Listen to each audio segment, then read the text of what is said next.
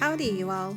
It's time to make some homemade marshmallows, some homemade hot cocoa mix, and then put them together into some homemade cocoa bombs, perfect for gifting.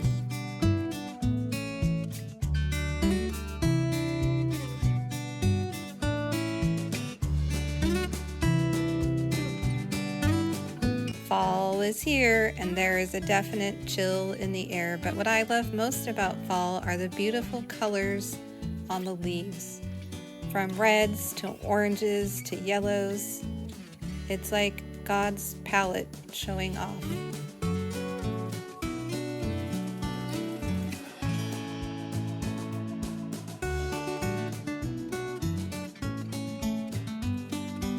Even the puppy is enjoying playing with the fall leaves. They make the perfect toy. And there are still a few flowers that are blooming here and there. And then some of the flowers are not blooming, but there are plenty of seeds. And the fire pit is put to rest for the fall. There are just a few remnants left of the fall garden as everything starts to go to sleep for winter.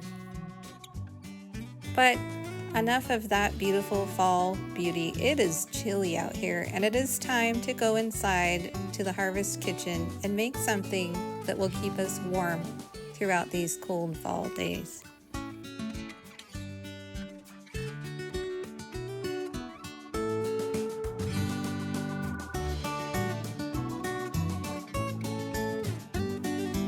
It wouldn't be fall without some candles.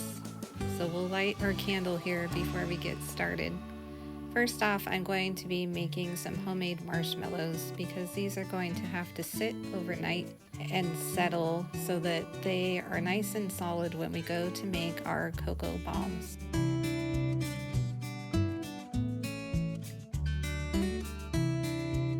Homemade marshmallows are super simple and they don't require too many ingredients. Just some grass-fed gelatin powder, some maple syrup, a little water, and a mixing stand, and you will have some fabulous homemade marshmallows.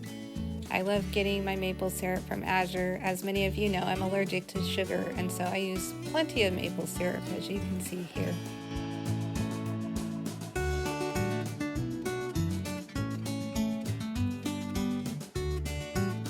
Once that maple syrup and water is heated up, we're going to let it come to a simmer and boil for a bit until we can get to the right temperature on my candy thermometer. And unfortunately, my candy thermometer was not working in this case. The highest point I could ever reach was about 180, and I decided to go ahead and move forward with it anyway. And thankfully for me, the marshmallows turned out in the end, but my gelatin really got stuck in this measuring cup. Maybe using a bigger bowl would be great. I also had to let it sit there longer because my thermometer wasn't working, and so it really gelled up in that container. Normally it should just pour in there okay, but the gelatin melted just fine. And so now we're just going to put them in my mixer and we're going to whip them up into a nice marshmallow fluff. So if you want to come take a look and watch it transform from this brown liquid to fluffy white marshmallows.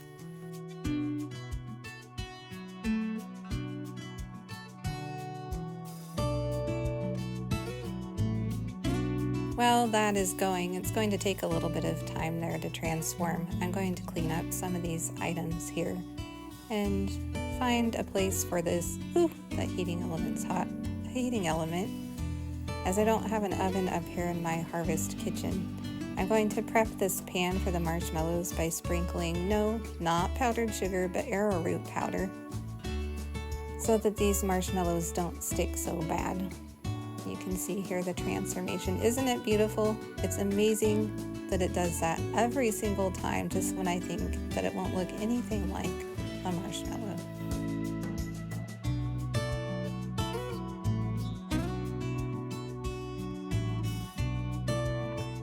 And there you go. If they pour out like that, you are golden. It will settle over time as the gelatin will help make them firm. If you let it whip a little too long, you might end up like my first batch where they came out into a solid blob and they weren't spreadable, and so it makes it hard to make them the shape that you want. If you want to pipe them into a certain shape, you can always put them in the frosting tool and you can pipe them into any shape that you want. You'll need it a little bit thicker than I have it here, and it's all just about timing and knowing the texture that you're looking for. But for these ones, I want to cut them out. And here I'm just testing this, and it's not quite ready yet. We need to let it sit just a little bit longer. While those sit and settle a little bit more, I'm going to go ahead and mix up this super simple cocoa mix. We're going to not include any dairy powder in this, as I'm going to add the dairy when we make the cocoa, but this is our very simple special farmhouse cocoa mix. It's just equal parts of cocoa powder and equal parts of coconut sugar. The coconut sugar is full of lots of minerals and nutrients and is less processed than white sugar, and so this is much healthier for you. Not to mention there's not all those nasty additives and such that come from the grocery store. Now that our cocoa powder is mixed up, see how simple that was? It's time to get the shell of our cocoa bombs ready. So first I'm going to set up this double boiler and figure out what to put these cocoa bomb molds on so that I can move them once they are ready. So the super simple recipe just uses regular chocolate chips, whatever your favorite are. These are a dark chocolate, 70% cocoa, fair trade organic chocolate chip, and I'm going to melt them here in this pot. I don't care to use the wafers and things because they have a lot of additives in it.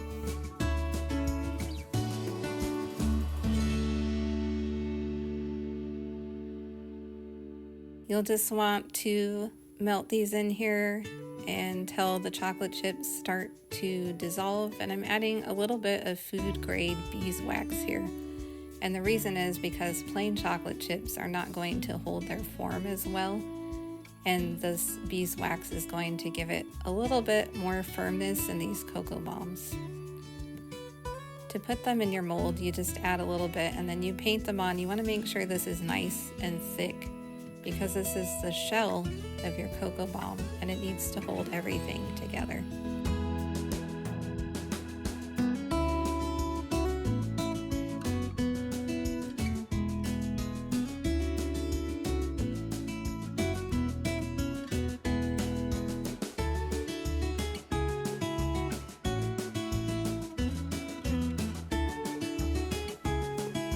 You can see here in the window, it's nighttime. This seems to be the main time that I get up in the harvest kitchen to work. The good news is that it's usually fairly quiet and I have a little bit of time to myself. Although you can bet the kids were anxiously awaiting for these cocoa bombs. But some of the greatest things take a bit of time and maybe more than a couple of days. I'm getting close here to getting all of these done, and you can see there the pinkish one in the back is starting to set and it's got a little gloss to it.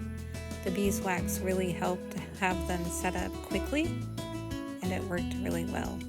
So here I'm going to just take out the rest of this chocolate that I didn't need and put it on this plate to make cleanup a lot easier. It's going to form just a chunk of chocolate and I can save that for later and remelt it and still use it.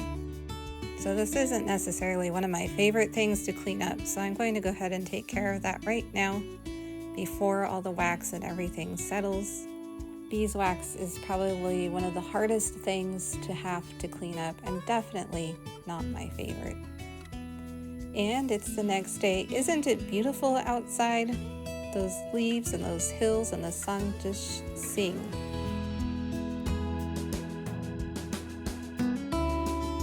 Despite the beauty outside this morning, it is very cold, and so the girls are inside today taking a painting class.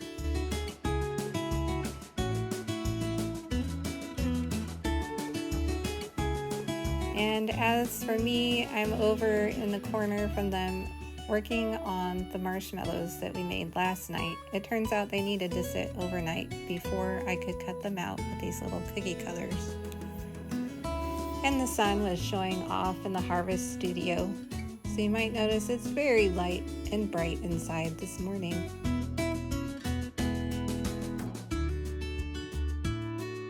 Cutting out these marshmallows can be a little tricky. Not every cutter makes the best shaped marshmallow.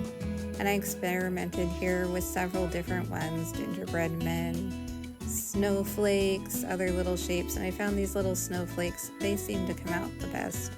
They held their shape and you could kind of tell what they were. Whereas the gingerbread men and some of the bells and things, they just kind of look like blobs. And so you might have to try a few different shapes and see what you get. But these would make super cute hostess gifts or gifts for kids. If you're into freeze drying, you could freeze dry marshmallows. You could even dehydrate these a little bit more as they tend to melt fairly easily. If you stick them on the side of a cup, I tried to do this with the candy cane versions and they just melt down the side of the cup. So homemade marshmallows, while they have their benefits and they're super tasty, they don't hold up like a regular store marshmallow like you might be used to.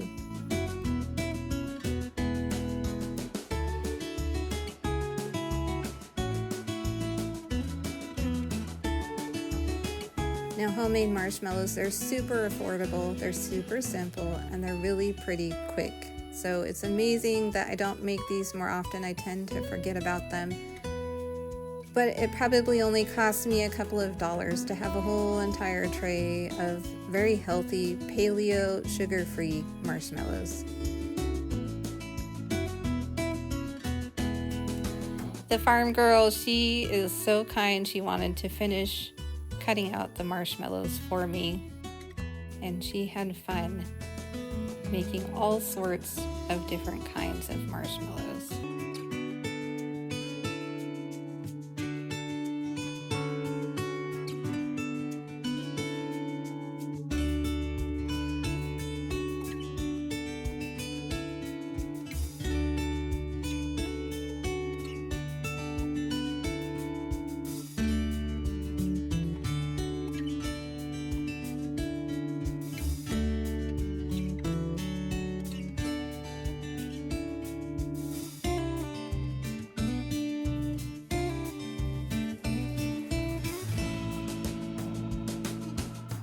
Now that our marshmallows are done, it's time to get out our other ingredients so that we can make the cocoa bombs.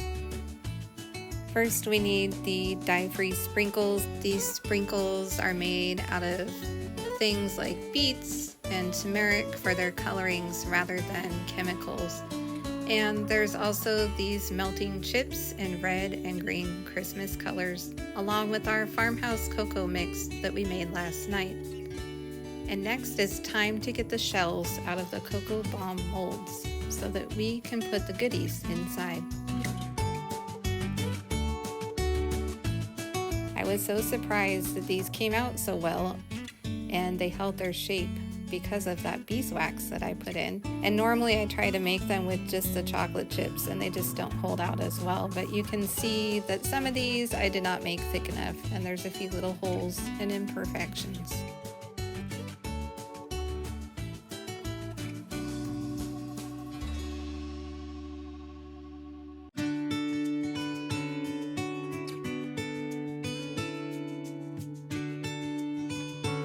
As a way to keep my hands off these shells, I'm going to use these muffin papers because the more heat that touches these, the quicker they're going to melt. As they don't have preservatives, they're not going to hold up like the ones maybe you find on the store shelf. So you're going to want to use these right away within a day or two as they will start to kind of dry out. You can experiment with using a little bit more beeswax. I don't personally like to eat too much beeswax, but a little bit won't harm you.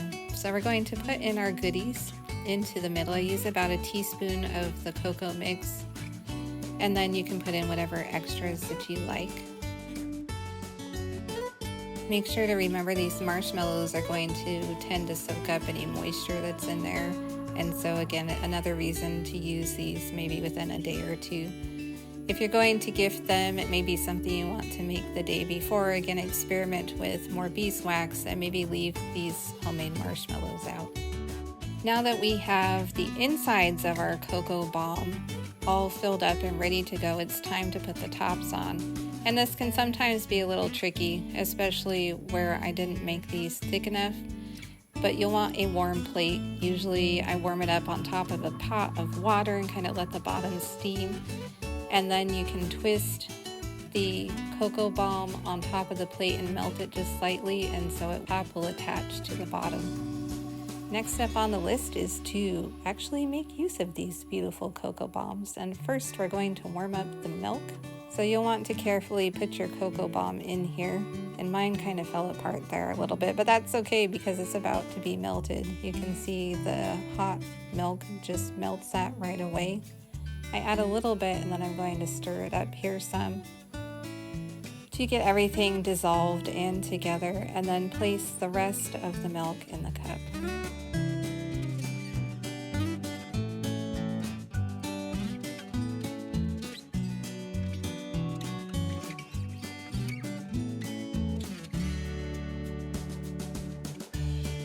Now that that's all mixed up together, it's time to place some extra marshmallows on top. And remember, I said that candy cane there, it looks cute, but it may melt there down the side. Make sure it's pointed inwards. And now we have a healthy fall treat for a cold day. Make sure to enjoy with loved ones, maybe a few little extras on top. And cheers, my friends. I hope to catch you next time.